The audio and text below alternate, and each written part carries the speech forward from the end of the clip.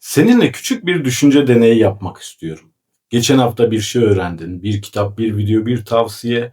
Bu mantıklı, bunu uygulayacağım dedin. Kaç gün sürdü? Çoğumuz için cevap birkaç gündür.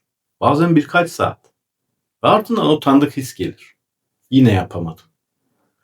Bugün o hissin kaynağını konuşmak istiyorum. Çünkü sorun sandığın yerde değil. Temel soru şu: bilgi neden değişiyormuş hissi verir? İnsan yeni bir şey öğrendiğinde gerçek bir şey oluyor içinde. Anlama anı, küçük bir tatmin, hatta bazen işte bu hissi. Bu his önemli ama aynı zamanda tehlikeli. Çünkü bilmek ile yapmak arasında büyük bir mesafe var. Ve o tatmin hissi bazen bu mesafeyi gizliyor. Bunu pratikte şöyle görüyoruz.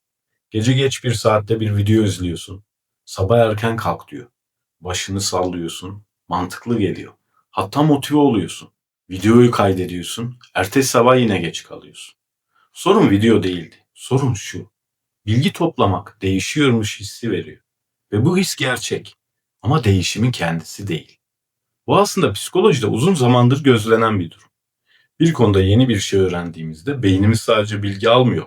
Ödül sistemleri de devreye giriyor. Yani bazen uygulamadan önce bile ilerleme hissi yaşayabiliyoruz. Bunu spor salonunda üyelik yaptıran insanlarda da görüyoruz. Araştırmalar bazı insanların üyelik kartını aldıktan sonra bile hedefe yaklaşmış gibi hissettiğini gösteriyor. Henüz egzersiz yapılmadı. Henüz davranış değişmedi. Ama zihin, niyet ile sonucu birbirine karıştırabiliyor. Aynı şeyi kişisel gelişim içeriklerinde de yaşıyoruz. Bir video izliyoruz, bir kitap okuyoruz, notlar alıyoruz, altını çiziyoruz ve beynimiz şöyle diyor: bir şeyler oluyor. Aslında oluyor da. Ama olan şey davranış değişimi değil. Olan şey davranış değişiminin provası sadece. İnsanlar okumaya, aramaya, öğrenmeye devam ediyor. Çünkü bilgi eklendikçe bir şeylerin değişeceğini hissediyorlar. Oysa değişim bilginin biriktiği yerde değil, başka bir yerde başlıyor. Bu kayıt bir makale olsaydı adı şu olurdu: biliyorum ama yapamıyorum. Tanıdık geldi mi sana da? İçinden bu cümlenin acaba geçtiği zamanlar oldu mu? 21 yıllık meslek hayatımda en çok duyduğum cümlelerden biri şuydu: biliyorum ama yapamıyorum. Bu cümleyi ilk yıllarda bir irade meselesi olarak değerlendirdim. Motivasyon eksikliği, öz disiplin sorunu. Ama zaman içinde fark ettim: bu okuma yanlış. Bu cümleyi söyleyen insanların büyük çoğunluğu tembel değildi. Değişmek istemiyordu da değil. Aksine çoğu son derece çalışkan, son derece istekliydi. Bilgisiz de değildi. Çoğu zaman konuyu benden iyi bilenleri bile gördüm. Ama bilgi orada duruyordu, hayata geçmiyordu. Örneğin uyku problemi yaşayan biri geliyor. Uyku hijyenini biliyor, kafeini biliyor, ekran ışığını biliyor. Düzenli saatlerin önemine kadar biliyor. Bazen ben anlatmadan önce hepsini kendisi sıralıyor.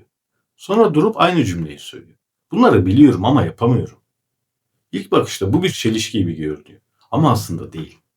Çünkü bilgiyle davranış beynin aynı sistemi değil. Bir insan sigaranın zararlarını bilebilir. Bir insan hareketsiz yaşamın risklerini bilebilir. Bir insan öfkesinin ilişkisine zarar verdiğini bilebilir. Ve yine de aynı davranışı sürdürebilir. Çünkü davranışlar yalnızca mantıkla yönetilmiyor. Alışkanlıklarla, duygularla, çevresel tetikleyicilerle, otomatik karar mekanizmalarıyla da yönetiliyor. İşte bu yüzden bilgi gerekli ama çoğu zaman yeterli değil. Zamanla şunu anladım: bu cümle bir başarısızlık itirafı değil, bir ipucu. Biliyorum ama yapamıyorum diyen insan aslında şunu söylüyor: bilgi var ama bilgiyi harekete geçirecek mekanizma kurulmamış. Ve bu mekanizma kurulmadıkça daha fazla bilgi eklemek durumu değiştirmiyor. Çoğu zaman ağırlaştırıyor hatta. Çünkü zaten biliyorum yine yapamadım utancı birikmeye başlıyor bireyde. Ve o utanç zamanla en tehlikeli şeye dönüşüyor: denemekten vazgeçmeye. Bunu söylerken şunu kastetmiyorum: şimdiye kadar yanlış yaptım falan demiyorum. Tam tersine. Çoğu insan elinden gelenin en iyisini yapıyor.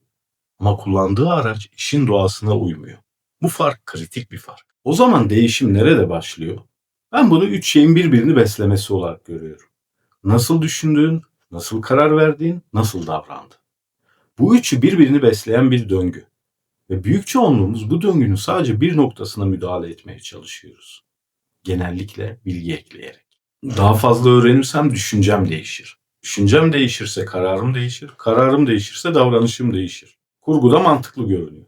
Ama şunu atlıyor: bu döngünün hangi noktası kırık?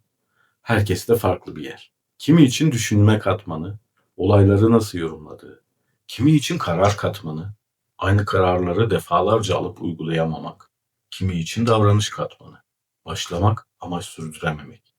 Davranış biliminde çok sevdiğim bir örnek vardır. İki kişi aynı hedefi koyuyor. Bu yıl daha sağlıklı besleneceğim. Birinci kişi sadece hedef koyuyor. İkinci kişi ise küçük bir sistem kuruyor. Örneğin her pazar akşamı haftalık alışverişimi yapacağım.